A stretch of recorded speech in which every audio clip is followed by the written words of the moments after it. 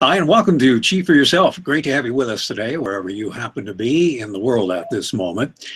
It's very common to run into challenges during your growing up years. Most of us had to deal with stuff that seemed like major problems at the time, doing well in school, coping with our physical changes, honing our social skills and all. But we usually manage to find our way through those things and go on to more or less live our lives intact. Our guest today, though, had a very different trajectory in his younger years. Scott Stabile's parents were murdered when he was 14. 9 years later, his brother died of a heroin overdose, and soon after that, Scott joined a cult that would dominate his life. His story really is a lot more than lemons to lemonade. Scott Stabile is the author of Big Love, The Power of Living with a Wide Open Heart. And Scott, with all that you saw and experienced in those early years, no one would fault you for writing a memoir that comes from a sort of tough guy, survivalist angle. I made it through the storm or something like that. But you chose to make love your theme throughout the book. So if you would talk about how you came to choose love as a canvas for painting your story and why you called the book Big Love. Well, oh, sorry, I'm standing in front of my windows and just watched the car accident below. Forgive me Oh my. for a second, because it's snowing here in Michigan. It's just a fender bender. But anyway, to your question, in my early 20s, I moved to San Francisco after college in Michigan, and I started working at this New Age gift store, and they had a really wonderful book section. And the section, it was my first time ever reading kind of self-help, spirituality, New Age type books. And it was also my first time meeting a lot of people who eventually became my friends, who were really, who were talking about enlightenment. They were talking about love as a mission in their lives rather than focusing on career and money. And I was just out of college, so this was really a new world and a new dynamic for me. And I started to realize that love is really how I want to define my life. It's like I recognize that when I'm operating from, and when I speak of love, I'm talking about the energy of love. I'm talking about the energy that fuels our kindness and our compassion and our forgiveness and all of those important good things in the world. And that when I'm present in that energy and when I'm engaging with others from that loving place, I'm serving myself most positively, and I'm serving others most positively, and ultimately serving the world most positively. So I realized that this was kind of the guiding force by which I wanted to live my life. And that started, early to mid-20s, and I've really been on that path since then.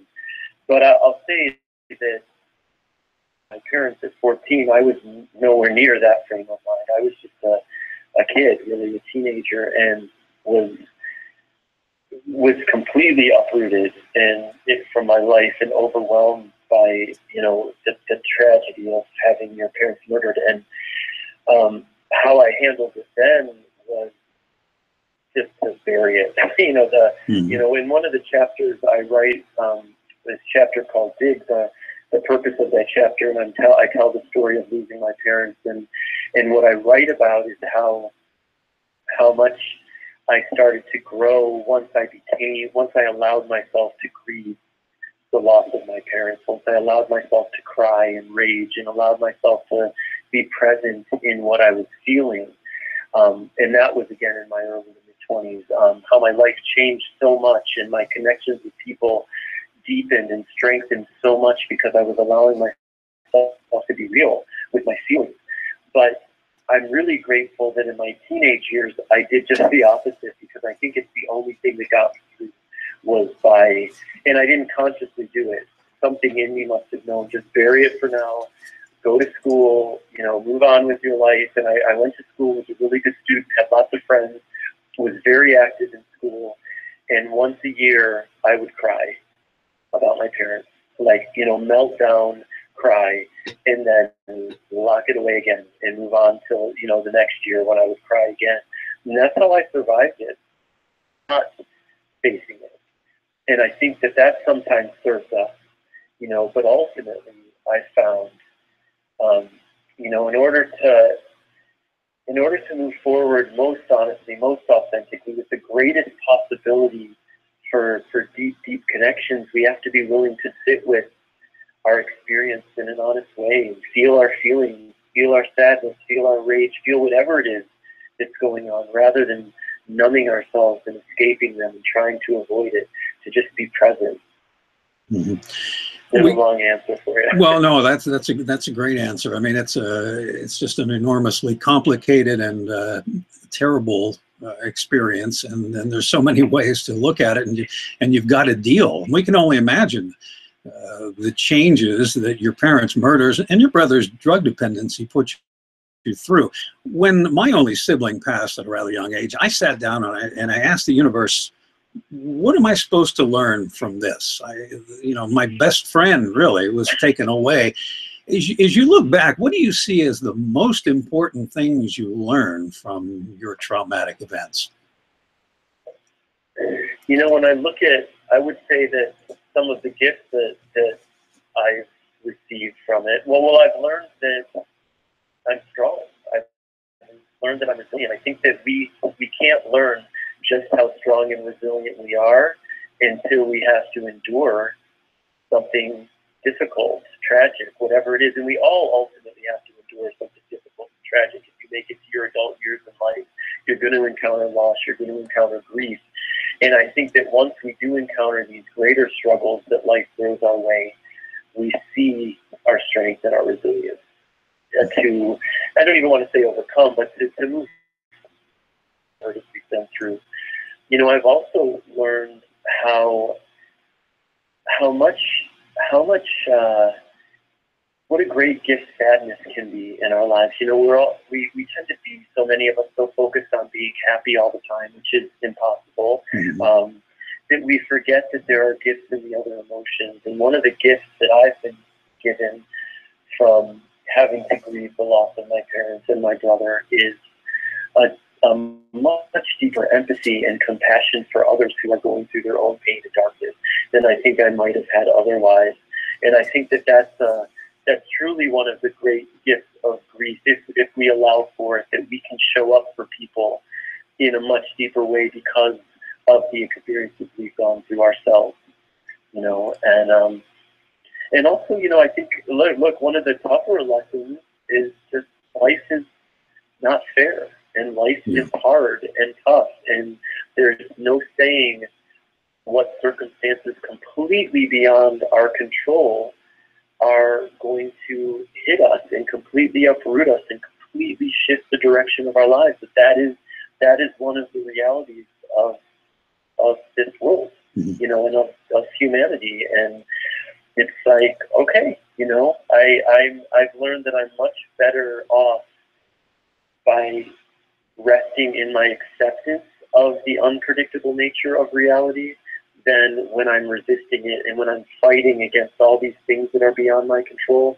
All I'm doing is really hurting myself in that fight, if that makes sense, rather than accepting, okay, this is the reality we are alive in right now. This is how things work. And,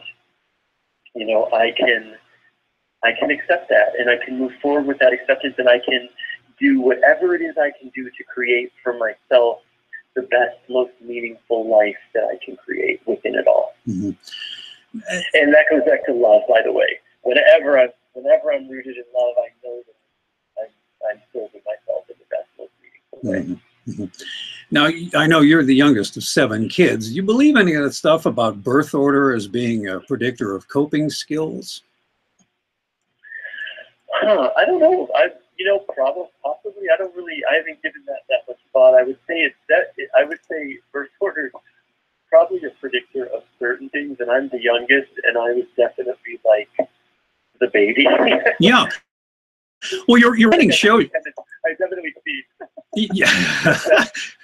Well, I thought your writing showed you as pretty capable of compassion even before your parents' deaths.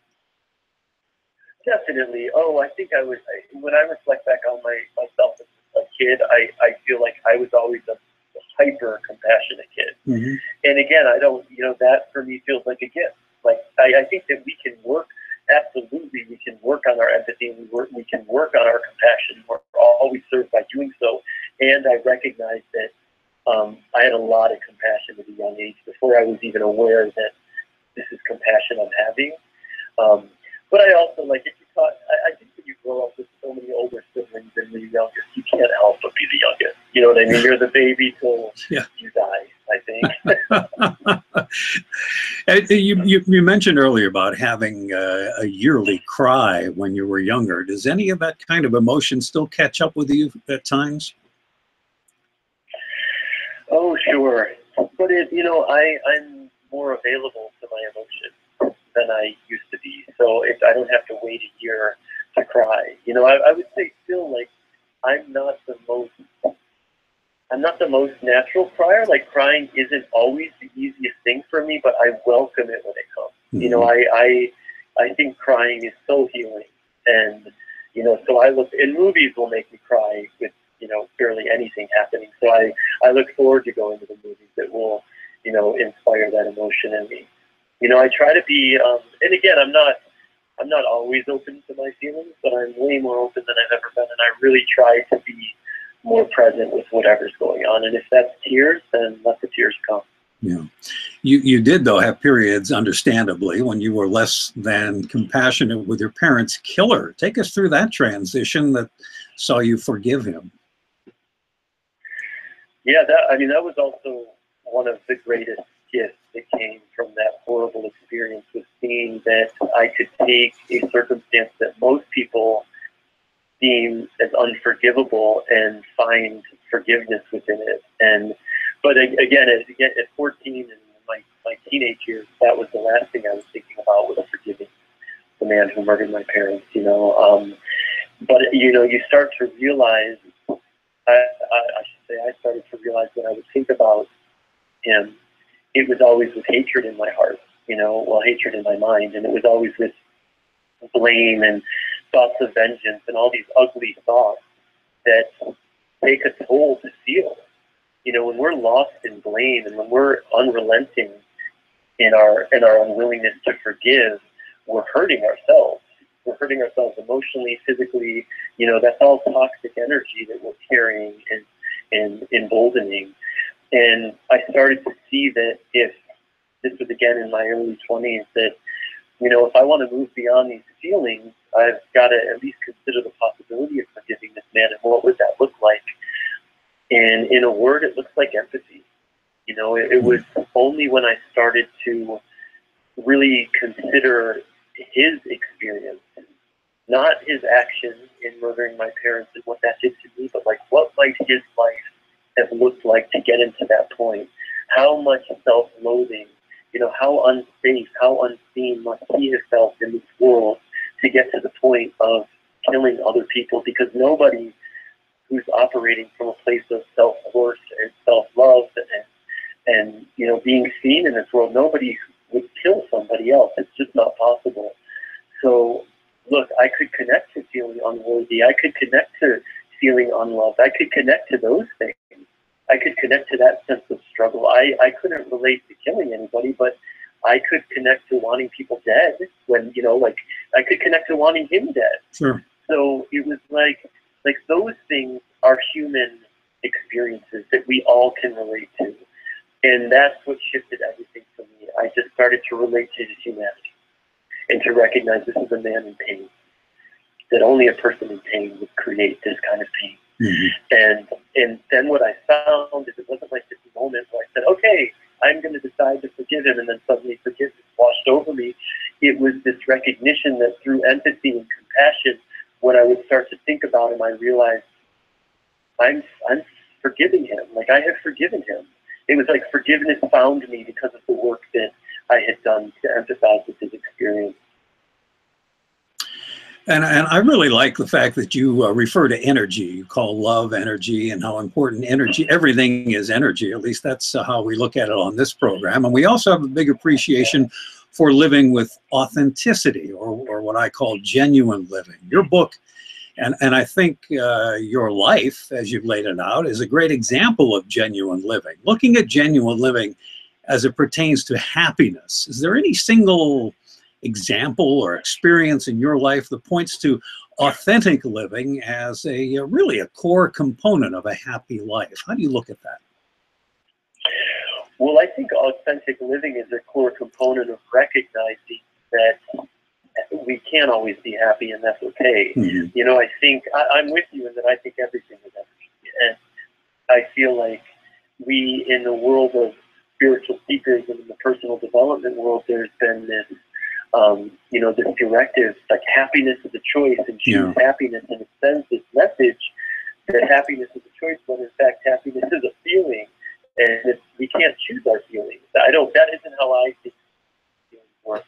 I think that we absolutely can choose our actions that stand to lead toward greater happiness in our lives. If there are things you know that you can do in your life that tend to put a smile on your face, well, the more often you do them, the more often you're likely to have a smile on your face, you know? And I know, so getting back to genuine living, I know that when I'm operating from an authentic place and I am serving my life by making it with the truth that lives within me, I stand a much greater chance of creating more happiness in my life. Absolutely. But I also know that sometimes my genuine place is a place of anger. Sometimes it's a place of deep sadness. Mm-hmm. And that doesn't make it any less true. You know, part of authentic living is being real with whatever you're feeling, whatever you're experiencing in the moment, and recognizing that that's part of the human experience too. Yeah. You know, at the same time, I think there's incredible value in looking at the things that bring you joy and making more time for those things in your life. Mm. If we can switch gears for just a moment here, we'll stay with the book. There's a chapter in the book called Flop. And in it, you look at success. Here we go. You look at success and failure, and you're producing of a movie that absolutely crashed and burned. Talk about your hopes for that film, the reaction it got, and what you learned from all of that.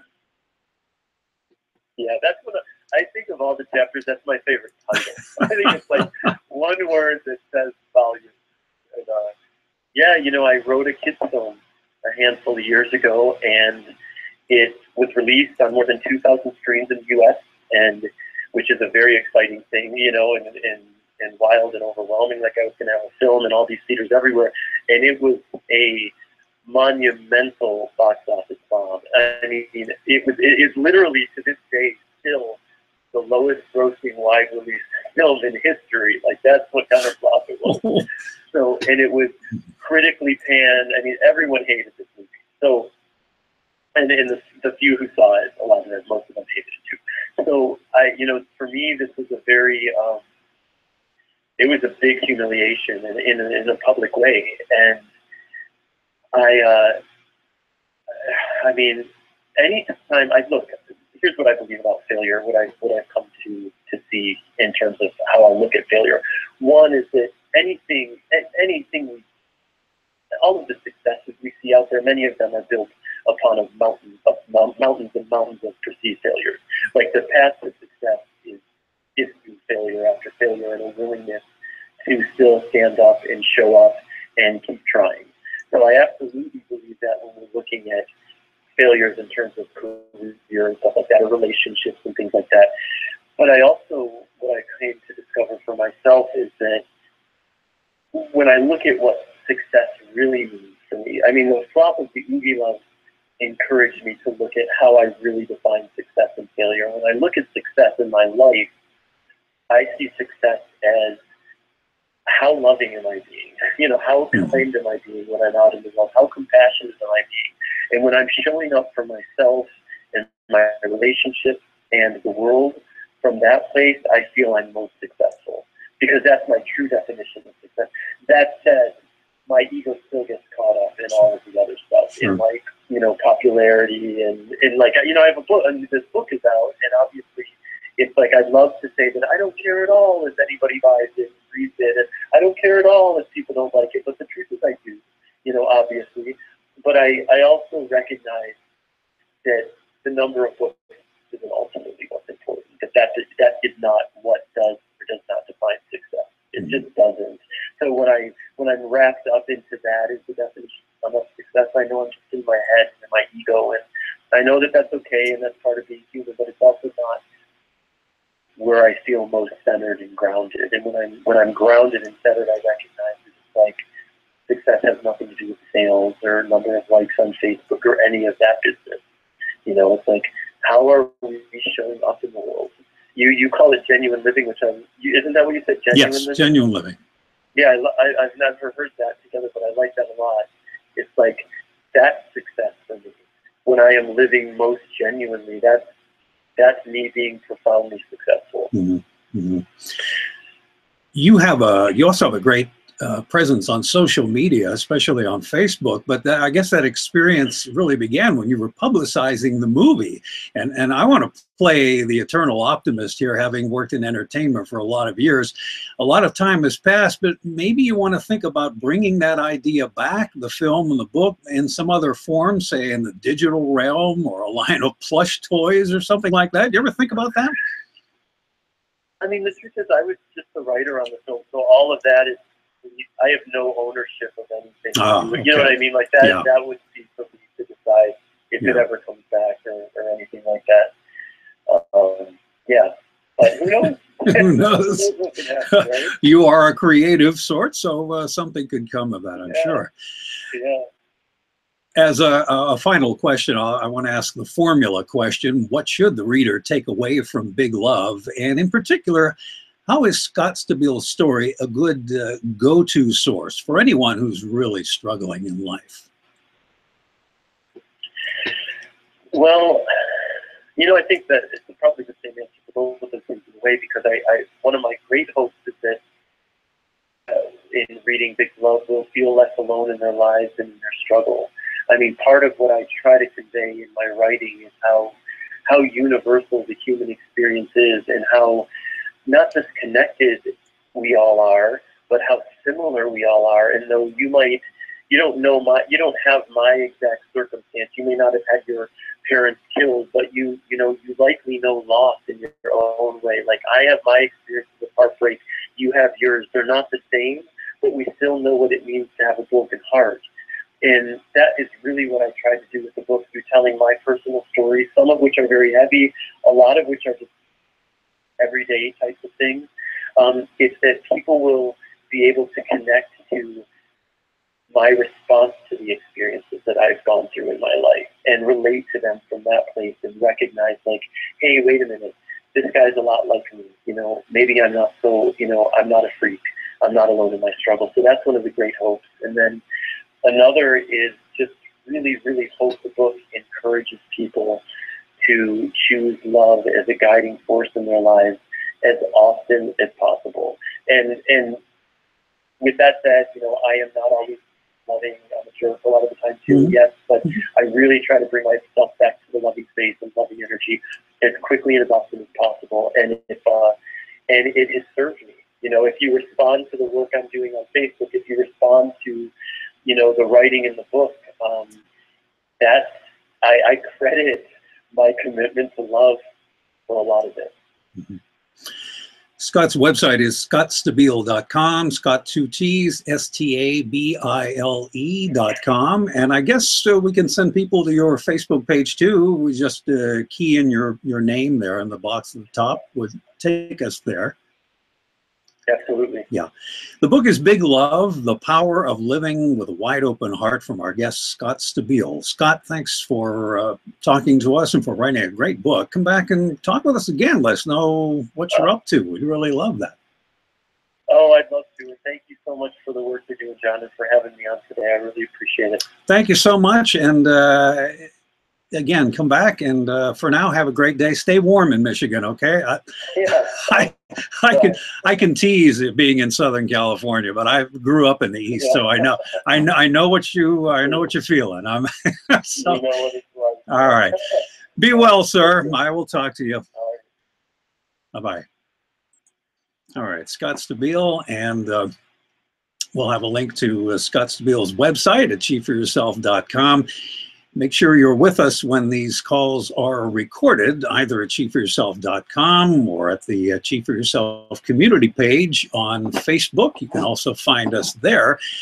And If you don't catch us in the what I call the live form, it's live and that we're live to recording. If you don't do that, you can always find us on one of the podcast sites, and there are many now. We're adding more all the time. Blog Talk Radio comes to mind. The show is usually put together the day it's recorded and then sent out as a podcast to Blog Talk Radio the next day. That's generally how it's done. If there are any changes, we'll let you know by way of a Genulines blog post. And you can get those by subscribing to Genulines. When you go to chiefforyourself.com on the start page or at the Genulines blog page, you can just put your email address in the box that's provided and you'll get those posts so you'll know who's on and when.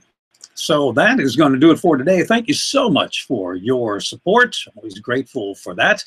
Be well, and I will talk to you soon.